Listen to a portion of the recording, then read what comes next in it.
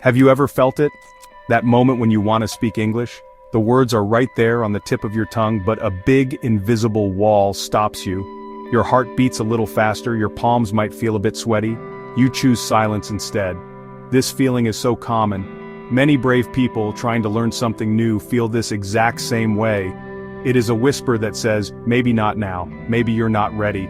This experience is not just about learning English, it is about being human, it is about vulnerability. When we try something new, we step into the unknown, we risk making mistakes, we risk feeling awkward or unsure. This is part of daring greatly in any area of our lives. Learning a language is a big act of courage. It means showing up even when we are scared. It means saying, I am willing to try, even if it's hard. It is so important to know you are not alone in this. Millions of English learners around the world feel this fear. This is where true learning and growth happen. One of the biggest worries is making mistakes. We worry about using the wrong grammar. We worry about saying a word incorrectly. What if people don't understand us? What if they laugh at our mistakes? This fear can be very strong. It can make us want to check everything 10 times, or it can make us not want to speak at all. Mistakes are a natural part of learning anything new. They are not signs of failure. They are signs we are trying. Then there is the fear of sounding silly. We might think our accent is too strong. We might worry that our sentences are not smooth like a native speaker's. We compare our current English to an ideal. This comparison can make us feel small. It can make us feel like we are not good enough. But sounding silly is often just our own judgment. Others are usually more understanding than we think. They appreciate the effort we are making to communicate in their language. Another common fear is the fear of judgment. We worry what others will think of us. Will they think we are not smart? Will they be impatient with our slow speech? This fear can shut down our desire to practice. When we feel fear, our brain reacts. It goes into a kind of danger mode. This is often called the fight, flight, or freeze response. In a language learning situation, this isn't about a physical threat. But the fear of judgment or making mistakes can feel very threatening. So our brain might tell us to flee the speaking situation, or we might freeze and find ourselves unable to say anything at all. This is a natural, protective instinct. This brain response directly affects our behavior. If speaking English feels scary, we might start avoiding it. We might choose not to join conversations. We might skip language exchange meetups. We might only write English but never speak it. This avoidance feels safer in the short term. But in the long term, it slows down our progress. We miss out on valuable practice opportunities. We don't get the chance to test what we have learned in real situations. Fear also impacts our ability to learn and remember. When we are anxious, it is harder for our brain to process new information. It's like having too much noise in our head. This cycle can be hard to break. Let me tell you about Maria. She moved to a new country. She was terrified of her accent. She thought people would not take her seriously. For months, she spoke only when absolutely necessary. Then, she decided to join a small, friendly conversation group. She told them about her fear. They listened. They encouraged her. Slowly, Maria started to speak more. She made mistakes, yes, but she also made friends. Her courage grew with every shared story. Then there is Kenji. He needed English for his job. He was very afraid of making grammar mistakes during presentations. He would practice for hours, but fear still gripped him. He started using a simple technique. Before each presentation, he would visualize himself speaking calmly and clearly. He imagined people understanding him. He focused on the message, not perfect grammar. This didn't make the fear disappear completely, but it made it manageable. He dared to show up. Consider Fatima, a student who was so shy. She was scared to ask questions in her English class. She worried her questions were stupid. She started by writing her questions down. Then she would ask her teacher after class one-on-one. This felt less scary. Section 5, your toolkit for English courage. One of the most powerful tools is to embrace mistakes. Think of mistakes not as failures, but as teachers. Every mistake you make in English is a sign. It shows you what you are learning. It highlights areas where you can grow. When you make a mistake, try not to feel shame. Instead, get curious. Why did that happen? What can you learn from it? This mindset shifts mistakes from something scary to something helpful. Dare to be imperfect. Consistent practice is another vital tool. You don't need to study for hours every day. Small, regular efforts are often more effective. Maybe it's 15 minutes of listening to English.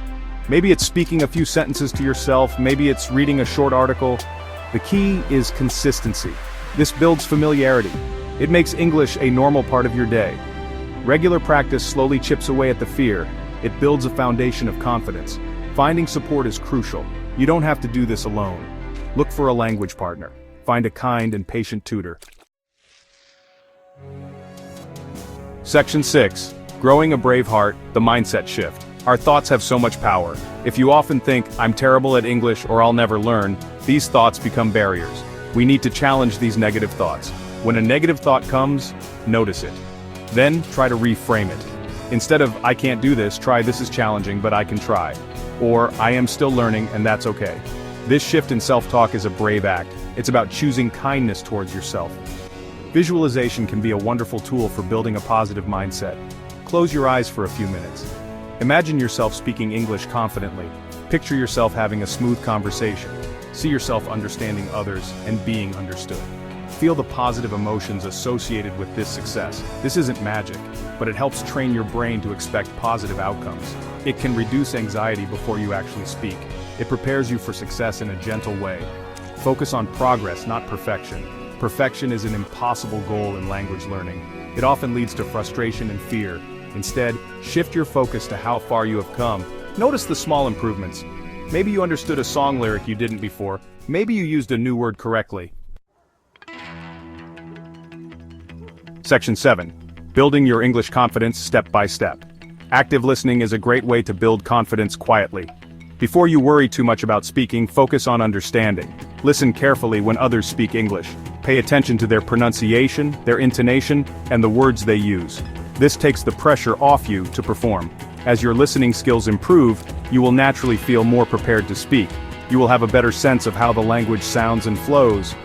This is a gentle entry into active participation. Don't be afraid to use language learning tools. Dictionaries, translation apps, and grammar checkers can be helpful friends. They are not crutches, but supports. Use them to look up words you don't know. Use them to check your writing. These tools can help you feel more prepared and less anxious. Over time, you will rely on them less. But in the beginning, they can provide a safety net. They can help you communicate more accurately, which boosts your confidence. Actively look for low-stakes speaking opportunities. These are situations where you feel less pressure. Maybe it's ordering coffee in English. Perhaps it's talking to a language partner who is also learning. It could be recording yourself speaking. Start small. Section 8. The bright side of bravery. What you gain. When you face your fears and learn to speak English, your confidence grows. This confidence is not just about language, it spills over into other areas of your life. You learn that you can tackle challenges. You learn that you are resilient. This newfound self-assurance can help you in your job, in your studies, and in your personal relationships. Believing in yourself is a powerful gift. It opens up a world of possibilities for you. Overcoming fear in English learning greatly improves your communication skills. You become better at expressing your thoughts and feelings. You learn to listen more effectively. This means you can connect with more people on a deeper level. You can understand different perspectives. You can share your own unique story with the world. Good communication is key to building strong relationships. It helps bridge cultural gaps and fosters understanding between people. The journey of facing your language fears also leads to incredible personal growth. You develop courage. Section 9. Keep shining. Your journey, your victories. Remember that learning English is a journey, not a race. There will be days when you feel like you are flying. There will be other days when you feel stuck. This is normal. The most important thing is to keep going. Perseverance is your superpower. Don't give up when things feel hard. Take a break if you need to, but always come back to your learning. Your commitment to keep trying is what matters most. It is so important to recognize and celebrate your successes, no matter how small they seem. Did you understand a difficult sentence? Celebrate it. Did you use a new phrase correctly? Celebrate it. Did you speak English even when you felt nervous? That is a huge victory. Celebrating these moments reinforces your efforts. It reminds you that you are making progress. It keeps your motivation alive and well. When you celebrate your progress, you build positive momentum. It's like adding fuel to your learning engine. Acknowledging your wins, big or small, makes the journey more enjoyable. It helps you stay focused on how far you have come, rather than how far you still have to go.